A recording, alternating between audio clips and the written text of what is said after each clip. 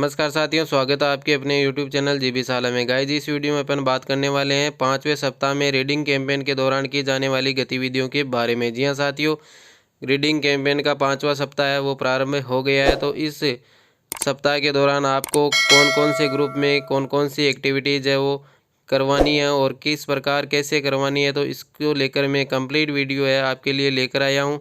और किस प्रकार आपको ऑफलाइन रजिस्टर का संधारण करना है, इसके बारे में भी आपको डाउट क्लियर करने वाला हूं। जी हाँ साथियों, कई साथी है वो यूट्यूब के माध्यम से आधी अधूरी जानकारी मिल पाने के कारण ऑफलाइन रजिस्टर संधारण में कुछ खामियां कर रहे हैं, तो इसको लेकर भी मैं आपको डाउट क्लियर करूंगा कि आपको किस प्रकार है वो ऑफलाइन रजिस्टर का संधारण करना है। तो साथियों, इस वीडियो में मैं आपको तीनों समूह 1, 2 और 3 तीनों समूह के लिए आपको कंप्लीट जानकारी देने वाला हूं, तो वीडियो को अंत तक जरूर देखें। सप्ताह 5th रीडिंग कैंपेन गतिविधि ग्रुप ए, यानी आपको बाल वाटिका से कक्षा 2 तक कौन कौन सी एक्टिविटीज़ करवानी है। तो यहाँ पर आपको सप्ताह 5 में कहानी को फिर से सुनाए, यह आपका टॉपिक रहेगा।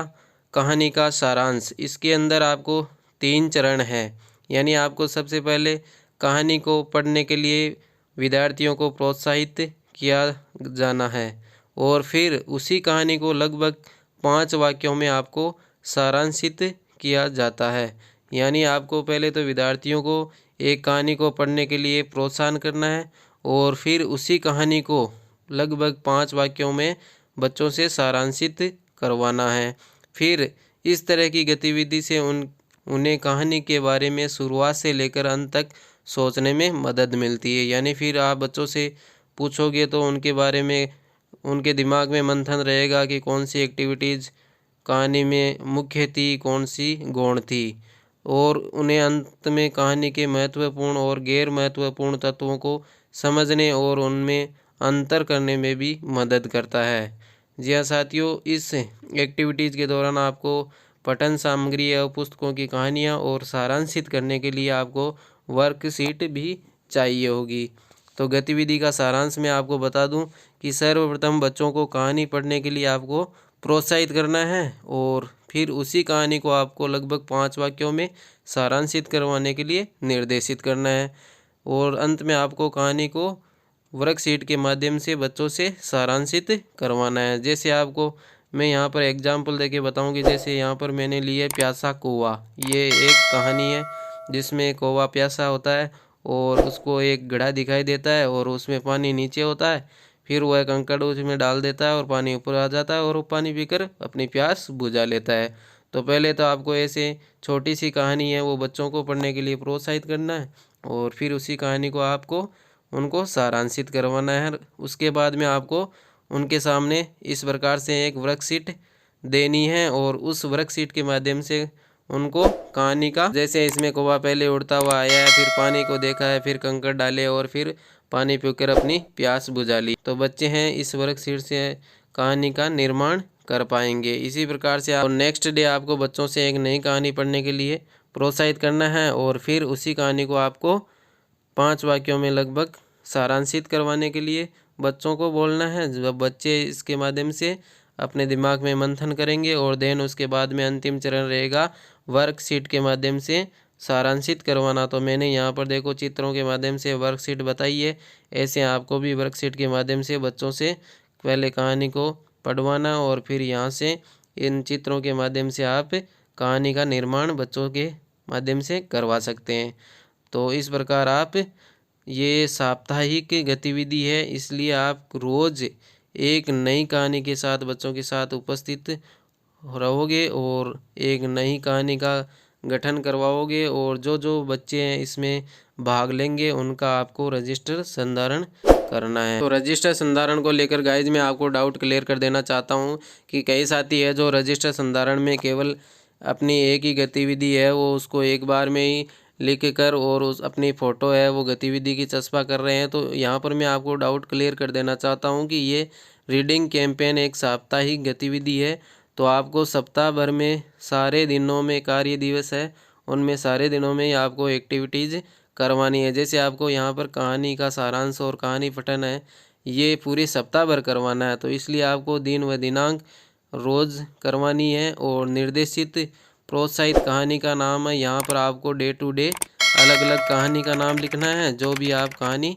पढ़वा रहे हो बच्चों से। और गतिविधि में भाग लेने वाले विद्यार्थी का नाम है, जैसे कोई भी ABC है, आप यहाँ पर इस विद्यार्थी का नाम यहाँ पर डाल दोगे जो विद्यार्थी कहानी पढ़ रहा है। और देन उसके बाद में सारांशित गतिविधि में भाग लेने वाले विद्यार्थी, इसमें जो जो विद्यार्थी कहानी को सारांशित कर रहे हैं वर्कशीट के माध्यम से, उन बच्चों का आपको यहाँ पर नाम लिखना है। इस प्रकार से आपको कंप्लीट डिटेल के साथ में रजिस्टर संधारण करना है, ना कि अधूरी जानकारी के साथ में।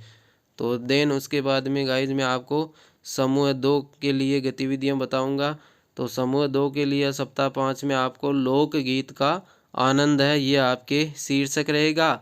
और इसमें आपको सामग्री चाहिए वो स्थानीय अथवा कोई भी लोक कथा पुस्तकें, यानी आपको या तो स्थानीय या कोई भी लोक कथा की पुस्तक है, उसके माध्यम से आपको शिक्षक एक भारत श्रेष्ठ भारत कार्यक्रम के तहत भागीदार राज्य की समृद्ध विरासत से एक रुचिकर लोक कथा का चयन कर सकते हैं। यानी आपको स्थानीय या एक भारतीय या अपने राज्य की समृद्ध विरासत की एक लोक कथा का चयन करना है, और इसे कक्षा में पढ़ सकते हैं और कुछ विद्यार्थियों को इसे बनाने के लिए कह सकते हैं। यानी आपको एक स्थानीय या कोई भी राज्य की समृद्ध लोक कथा का आपको डे टू डे यानी साप्ताहिक रोजाना जो जो कार्य दिवस है सप्ताह में आपको रोजाना एक एक लोक कथा का है वो चयन करना है, और उसको आपको कुछ बच्चों से तो पढ़वाना है और कुछ बच्चों को आपको इसको बनवाना है। इसको बनवा भी सकते हो चित्रों के माध्यम से,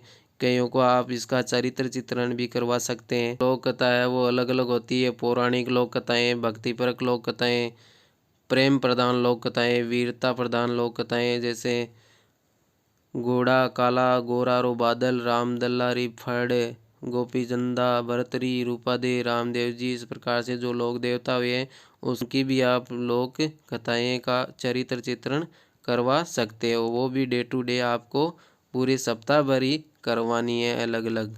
उसके बाद गाइज आपको समूह 3 के लिए जो गतिविधियाँ हैं वो मैं आपको बताऊंगा कि यहाँ पर सप्ताह 5 में समूह 3 के लिए कक्षा 6 से 8 के लिए आपको कहानी के पात्रों की प्रेस से चर्चा, यानी कोई भी एक कहानी है उसके जो भी पात्र रहेंगे उनको प्रेस से चर्चा है, ये आपका शीर्षक रहेगा। और इसमें भी आपके सामग्री है वो कहानियों वाली पुस्तकें रहेगी। कक्षा को पढ़ने के लिए वही लघु कथा सौंपी जाती है, यानी आपको एक लघु कथा को चयन करना है। उसके बाद एक नकली प्रेस साक्षात्कार होता है जहां विद्यार्थी मुख्य पात्रों की भूमिका निभाते हैं, यानी आपको एक लघु कथा का चयन करना है और उसके पात्रों से आपको प्रेस से साक्षात्कार करवाना है और अन्य को प्रेस की भूमिका सौंपी जाती है। आधे बच्चों से आपको साक्षात्कार करवाना है और आधे जो बच्चे हैं उनको प्रेस की भूमिका से नवाजा जाएगा। प्रेस पात्रों से प्रश्न पूछ सकता है, इस बातचीत को शिक्षक द्वारा संचालित करने की आवश्यकता है, यानी आपके मार्गदर्शन में या गाइडेंस में आपको ये कार्य करवाना है कि आधे बच्चे हैं वो प्रेस की भूमिका में रहेंगे और कुछ बच्चे हैं जो लघु कथा की भूमिका में अपने पात्रों की भूमिका का निर्वहन करेंगे। तो इस प्रकार गाइज आप अपनी डे टू डे गतिविधियां हैं वो संचालित करेंगे और डे टू डे ही आप अपने ऑफलाइन रजिस्टर का संधारण करेंगे। तो गाइज आशा करता हूँ आपको यह 5वें सप्ताह की गतिविधियों का वीडियो नॉलेजेबल रहेगा। अगर वीडियो अच्छी लगी तो वीडियो को लाइक शेयर और कमेंट जरूर करें। फॉर वॉचिंग, धन्यवाद दोस्तों।